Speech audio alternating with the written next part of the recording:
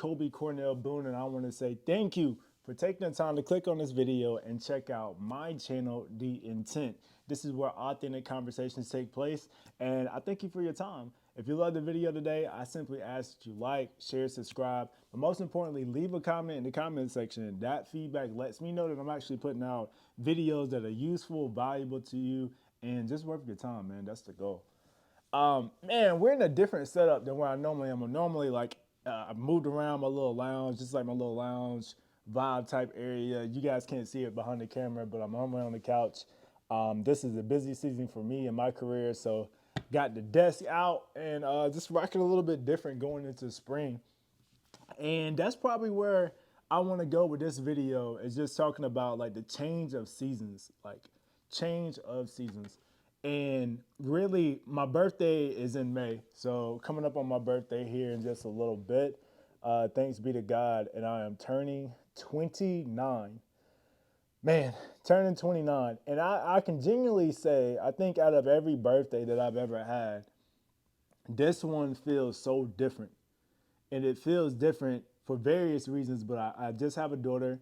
Um, Not too long ago, really, but God, time flies. Like, past 6 months now, my wife and I are truly grateful for just the blessing and the honor to be parents and to have an opportunity, as I look at it, to like turn the page in the chapter of our families and try to raise healthy, whole, matter of fact, let me take it back, godly, healthy, whole children.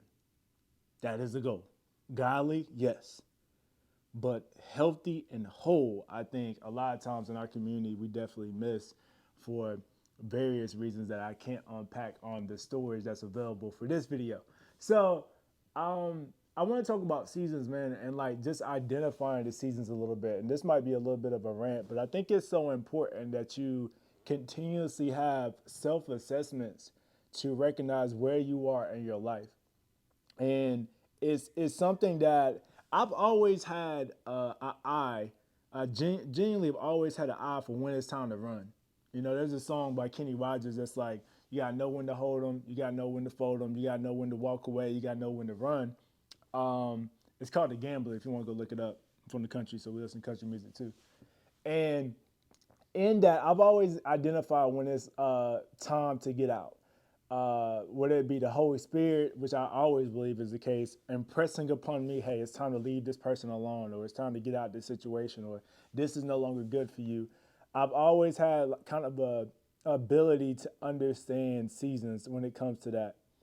And I thank God for that. What I haven't always been great at is identifying within myself when it's time to turn up the heat. You know, when it's time to put more pressure on me, or when it's time to like reanalyze choices and decisions. And I think a lot of people struggle when it comes to that because we haven't been taught.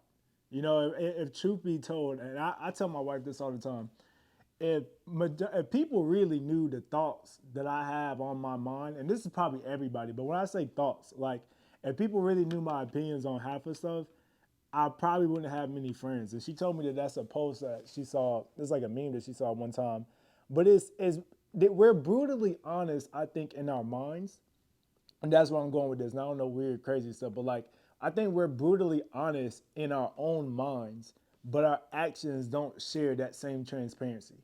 We're brutally honest in our own minds, and sometimes about everybody else than ourselves. But that transparency doesn't always translate to our external actions. And if we could ever find a way to be as brutally honest internally as we are with our actions externally, I think the evidence of our life would be greater. I think the fruit in our lives would be greater because we have some self-conscious about ourselves. You know, in this time where everybody seems to act like they're woke or know what's going on or whatever the case may be, the fruit ain't showing it. You know, in my community in particular here, it's trash. Like it's absolutely trash. Try to raise a this hat right here. My wife got me says fatherhood, right? Like try to raise a godly, healthy, whole child in 2024.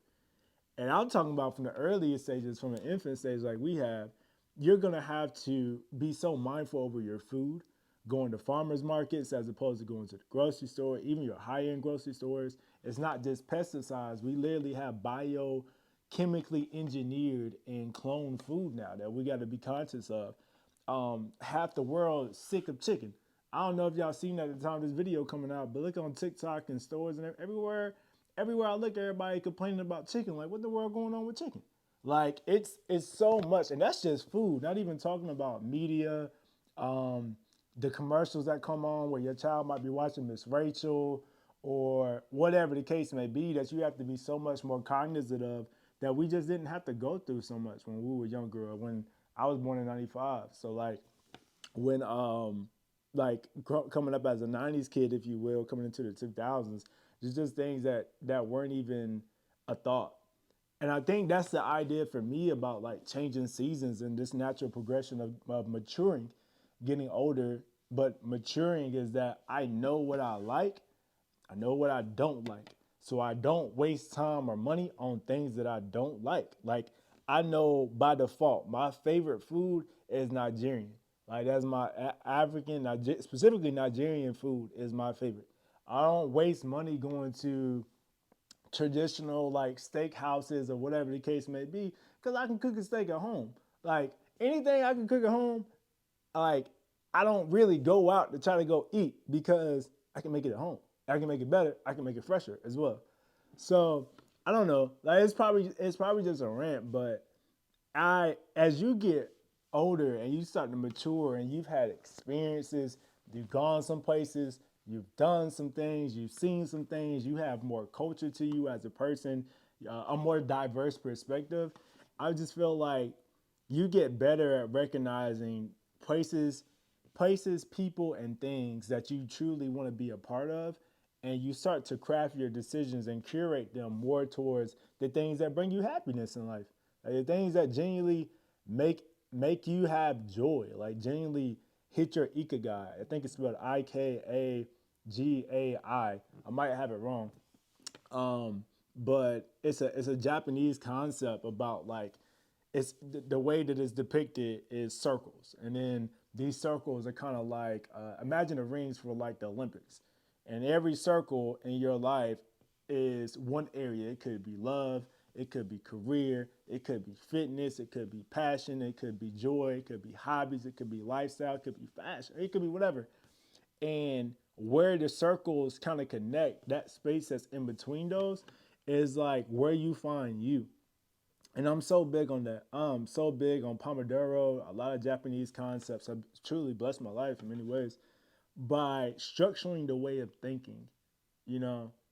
Um, and that is where I think a lot of people my age that I talk to, friends, whatever the case may be, struggle is with how should I think?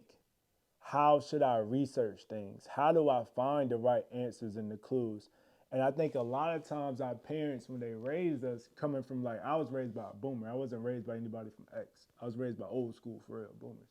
I think sometimes we were provided house, food, clothing, shelter. Like a lot of our parents, and somebody's gonna feel me on this. Somebody may not. Cool. Leave it in the comment section. Don't care. Many of us were provided the bare essentials to make sure that CPS didn't come and pick y'all up as kids. But if we dived a little bit deeper of what our parents actually taught us, I would ask somebody who grew up in the rural South, whatever the case may be, how often your parents sat you down and taught you something. Like you can literally say they taught me this. Whether a whiteboard was existent, it could be in the sand, whatever. I don't care. Like, how often were we actually taught a lot of things that we have to deal with in life? Not about per se going on the glory, which is important. I say that all the time. Like, your faith and your spirituality, your personal relationship with Christ, most important decision you can make, 100%. As I get older, I find out more and more with God knows, taxes, uh, running a household, being a parent, being a father, like being a friend. Like, there's so many things that our parents, I think they wanted to show us or demonstrate to us, but they didn't teach it. And maybe they didn't always know how to teach it, so that's why they didn't. But many of us weren't taught, and I always feel like, well, at some point, somebody got to pick up somebody got to pick it up. And going back to the topic of it is changing seasons. Like somebody got to pick it up and say, hey, my parents didn't teach me, so I'm going to learn. I'm going to take self accountability and responsibility. I'm going to learn whatever I need to learn to make sure that it's not that much harder for my child. There's a way that it's been said before that what you don't kill in your lifetime, your kids will have to battle. And it's said a lot of different ways as well. But basically, if you don't overcome depression in your life, if you don't overcome poverty in your life in your lifetime, if you don't overcome obscurity, insecurity, low confidence, low self-esteem, all the things that you want to list that are like negatives, right? If you don't find a way to overcome them and demonstrate yourself as the victor for your child, those very same things will come and try to impact those child. And you'll hear people say stuff like generational curses or demons or whatever the case may be. I do, but don't get into all that sometimes. But that's like a spiritual video that we can go into a little deeper. But it is very true. Like you see families that struggle with alcoholism, and everybody's an alcoholic, and then there's like one person who's not, and that's because they made a decision because everybody else was an alcoholic. It's the whole concept of the whole the father and the two twins thing. One became an alcoholic because that's all he saw. One didn't because that's all he saw. You kind of see how that's demonstrated more and more as you progress. You get older, you mature, you start to get a little more seasoned on you, and you're like, man, like I want to move this way, or this is the way I kind of want to operate within my life because it brings me joy, and ultimately I find peace in these things. That's kind of where I find myself now. Like that's very much so. I am into my hobbies. I'm into my activities that I take part in that's outside of my career, life, and work. And I like seeing how I progress in those areas as a person and how it impacts me and betters me as a husband and as a father. And I just think people would be a lot further along the line or be more self reflective of themselves if they really took the time to analyze their decisions and choices. They get involved with hobbies, they go outside, they just like take more intentional charge over their lives. And I get it. I had a video that I posted that was called, I think it was the Closer to 30 video, but I think it was the dilemma of my generation. And I'll close this video out by saying this. The dilemma of my generation is we have a whole generation of kids who like weren't raised that are adults now. A whole generation of kids that raised themselves. If truth be told, they raised themselves. They were provided food, clothing, shelter, house, home, whatever the case may be. But they were then bust off to public school and whatever the case may be. And now as adults, with all the unpacking, the information era, therapy, all kinds of stuff, you have a generation of people who weren't raised, who are now as adults trying to unpack and deal with the traumas of having to raise themselves and the experiences they had as a child. That's one side. So they're and there's a lot that can be said there, but they're not emotionally stable yet because they're still trying to heal from stuff. And then you got another side that is like of my generation, millennials, who like they ain't even paying attention to like the trauma and stuff. They just like out partying, club every week. What they just like YOLO, right? You got like I'm trying to heal segment. You got YOLO segment, and then you got like this fine line of those who are in between. And I feel like I'm one of those that's like in between, is that you've done some work to unpack things that you experience in life, trying to be a whole person, trying to be a better person.